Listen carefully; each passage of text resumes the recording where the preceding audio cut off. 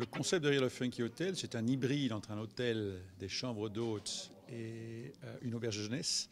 C'est un hôtel où on a une offre de services qui est extrêmement étendue et tout est inclus dans l'offre de services, notamment les communications mobiles à partir d'un téléphone portable. Nos clients utilisant tous les services à disposition, le téléphone portable qu'on leur met à disposition, les ordinateurs qu'on leur met à disposition, ont une interaction qui est assez forte avec le personnel de l'hôtel et très souvent d'ailleurs entre eux. Et c'est vrai que ça crée un effet d'entraînement et ça crée un effet de fidélisation de la clientèle qui est très important. On voit nos clients revenir 2, 3, 4, 5 fois après être venu la première fois, très rapidement. Pas de télévision dans les chambres, ça c'est un peu couillu, excusez-moi l'expression, pour un hôtel, mais effectivement un objectif d'avoir environ 5 mégabits seconde par chambre de bande passante réelle disponible, ce qui permet aujourd'hui de faire toutes les applications de streaming haute définition que vous souhaitez. Le système d'ouverture des portes, c'est ça. Et c'est une révolution dans l'hôtellerie, ça s'appelle un Nokia, ça coûte 17 €. Ça existe depuis une bonne vingtaine d'années. En fait, effectivement, c'est un appareil qui est basique, mais dont on se sert pour faire des choses un peu rigolotes et un peu avancées.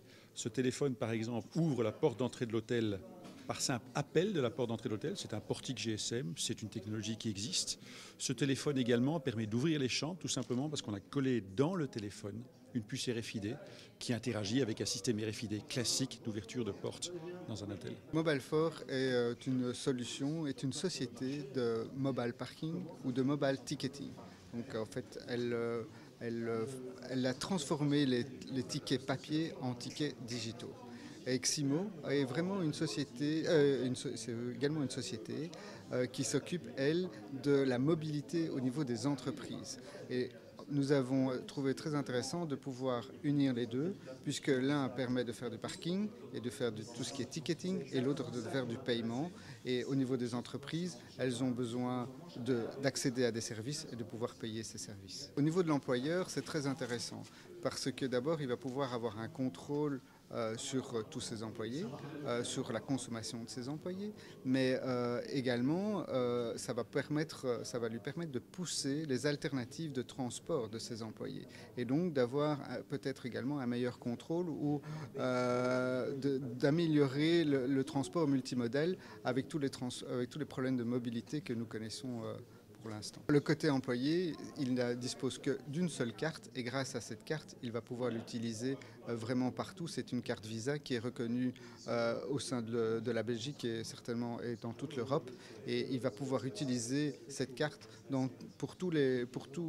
pour acheter tout ce qui est au niveau mobilité. Donc, train, ticket de tram, ticket de parking, faire le plein d'essence, etc., etc. Pour les objets connectés, ce qui se passe, c'est que ça concerne en fait tous les différents objets. Donc ça peut toucher aussi bien, je dirais d'un côté, une brosse à dents, une balance ou une cafetière. Et l'enjeu, c'est d'apporter vraiment de nouveaux services à travers ces objets. Donc de nouveaux services, c'est par exemple simplifier l'usage de ces objets. Ou si par exemple il y a un problème de panne ou technique, c'est pouvoir facilement y remédier. Et puis aussi d'apporter des offres qui sont personnalisées. Alors ça, c'est pour les clients, mais ça peut aussi avoir vraiment un réel intérêt pour les entreprises qui veulent accroître notamment leurs revenus ou fidéliser leurs clients. L'Ivosphère, en fait, crée des objets connectés en marque blanche pour les entreprises. Et donc, il y a plusieurs parties. Il y a une première partie qui est vraiment importante, c'est de comprendre quels sont les besoins des clients des entreprises, quel est leur marché, quel est le modèle économique, comment on va connecter les objets. Et puis après, de rentrer dans une phase de prototypage, une phase aussi ensuite de fabrication pour, à la fin, avoir vraiment l'objet qui va réussir commercialement et qui va surtout être utilisé. Ce qui est important pour les objets connectés, c'est qu'il y a une véritable usage. Typiquement, il y a des objets, il y a plein d'objets qui vont sortir, enfin d'objets connectés qui vont sortir. Le problème, c'est qu'ils vont être utilisés 5 minutes et après ils vont être abandonnés. Donc le point, c'est vraiment de savoir quel est le pain point, comme on dit en anglais, de l'utilisateur. Si par exemple un objet connecté permet d'y remédier, il sera utilisé. Si en revanche c'est juste un gadget, ça sera terminé au bout de 5 minutes. Famous, c'est une nouvelle application disponible sur le web et sur iPhone qui récompense les gens pour taguer les marques qui sont visibles sur leurs photos. Et au-delà de ça, nous sommes un réseau social à travers lequel des visiteurs vont pouvoir s'inspirer des styles des utilisateurs. Maintenant, les marques doivent passer par les intermédiaires que sont leurs fans, leurs consommateurs, pour discuter avec de nouveaux consommateurs. Elles ne peuvent plus se permettre, ça devient très difficile pour les marques de discuter directement avec des potentiels leads. elles doivent, pour ça, je pense, enfin, en tout cas, c'est le pari que nous, on prend, mais je crois qu'on va dans la bonne direction quand même, dire, OK, maintenant, les marques utilisent l'influence de leurs propres femmes, de leurs propres consommateurs pour diffuser la bonne parole. Comme s'intitule le nom de la conférence, Life is Mobile, c'est le fait que le mobile, on l'a dans sa poche tous les jours, à n'importe quel moment de la journée. Et nous, ce qui est très important, c'est qu'on peut envoyer des notifications push à n'importe quel moment aux gens. Et pour ça, c'est très très fort. Donc imaginez les gens qui se réveillent le matin, on leur envoie une notification. Quel est ton style aujourd'hui? La notification fait vibrer le GSM, les gens regardent leur GSM. En 2 clics, ça y est, ils font leurs photos et ils sont à nouveau actifs sur Famous. Donc à ce niveau-là, c'est très très puissant. Tandis que sur le web, évidemment, les gens doivent ouvrir l'ordinateur. Enfin, la démarche est beaucoup plus importante que sur le mobile. Alors Jump, c'est quoi? C'est une application mobile qui va instantanément connecter des passagers avec des conducteurs au sein d'une communauté privée pour partager un trajet. On est dans une optique de sharing economy parce que Jump est vraiment en train de réinventer la façon dont on utilise la voiture.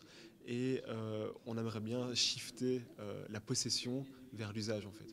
Et c'est un mouvement qu'on observe dans plein d'autres secteurs, pas seulement la mobilité, que ce soit l'hôtellerie, que ce soit l'alimentation, même la finance.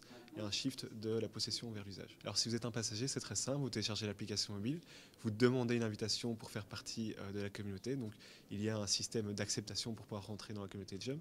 Une fois que vous êtes accepté, vous allez être géolocalisé à votre position. Vous allez voir tous les conducteurs autour de vous sur une carte. Et vous allez voir par exemple Tanguy est à 3 minutes de ta position. Vous faites une demande et directement vous voyez si Tanguy ou un autre conducteur de la communauté a accepté votre demande de prise en charge et vous allez pouvoir le suivre en temps réel sur la carte. À la fin du trajet, vous êtes amené à faire une donation au conducteur. Vous donnez ce que vous voulez, le montant est laissé à la discrétion du passager uniquement. Et il y a aussi un système de rating qui permet pour le passager et le conducteur de s'assurer qu'il y a vraiment une confiance dans la communauté. Bipark est une société qui rentabilise des emplacements de parking privés qui sont sous-exploités, qui appartiennent à 4 secteurs d'activité: la grande distribution, donc les supermarchés vides le soir et le week-end, l'immobilier, donc les immeubles de bureaux, l'hôtellerie et enfin les parkings publics. Donc Bipark est un système d'accès et de paiement dans le domaine du parking et qui rentabilise ses places perdues. Nous, on installe déjà un hardware au niveau local. Cet hardware est connecté à notre serveur central. On a eu quand même plus d'un an et demi de développement et de recherche aussi et d'études de faisabilité pour connecter et d'avoir surtout un système qui soit très flexible pour pouvoir s'adapter sur l'ensemble des systèmes d'accès existants. C'est-à-dire que nous, on ne va pas venir installer nos propres barrières, mais on va bien s'intégrer sur l'existant. Donc ça a nécessité pas mal de recherche et d'études. Et maintenant, au niveau technique, c'est complètement abouti. On a travaillé en 2012 sur le développement de l'offre et maintenant on est complètement sur la création de valeur pour toucher la demande. On a 75 parkings actifs, c'est-à-dire installés, répartis dans 4 pays. Donc on en a 18 à Paris, à Madrid et la majorité à Bruxelles et en Belgique. Déploiement, on souhaite doubler, je pense, le nombre de places pour la fin 2014. On a une vitesse de déploiement qui est très rapide parce que fin 2012, à ce moment-ci, on avait une quinzaine de parkings installés. Tout le système d'accès par téléphone, soit via un appel téléphonique, via un call center, soit via un SMS et surtout via une application mobile qui permet de géolocaliser iPhone et Android. Et tout simplement en appuyant sur un bouton, le smartphone se transforme en une véritable télécommande, mais aussi moyen de paiement. Donc plus besoin d'aller prendre un ticket, d'aller à des caisses et payer. Donc nous, on incite à tous les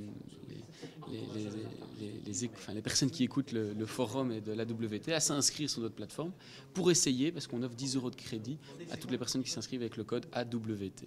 Comme ça, ils ont le droit et le choix d'essayer et de nous évaluer.